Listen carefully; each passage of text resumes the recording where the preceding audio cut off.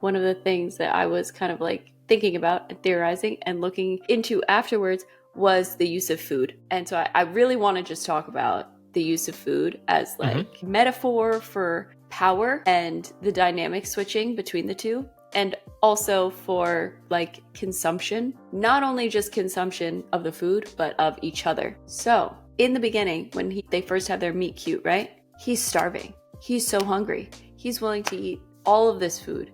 We find out throughout the movie that he really doesn't have much appetite, but clearly he has a huge appetite for Alma. When you see her, right? And then we can see every time she's eating food and it's bothering him, he looks disgusted and like completely loses his appetite. And they even have a line where his sister says like, if breakfast isn't right in the morning, like it can ruin the whole day.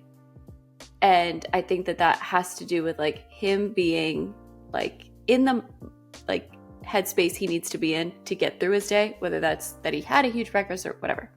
Anyways, I think that this is like further confirmed by the very, very end when we get to the scene of her cooking the omelet, because she's using butter and obviously she knows he's watching her every move.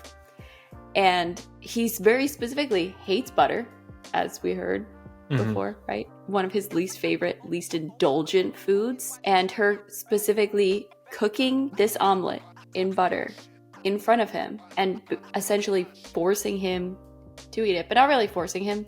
She just knows he's going to eat it, and he knows he's going to eat it as well, because she's kind of saying like, hey, you're going to do this even though you don't want to do this. This is not something you like to do, but you're going to do it anyway, because that's her way of like gaining the power back. And when he's eating it and like even taking his time and like looking her directly in the eyes, it's him being like, yeah, you can have it for a little bit. You can take this power for just a moment before I go back to my like oil and asparagus. It's very cool. I like that.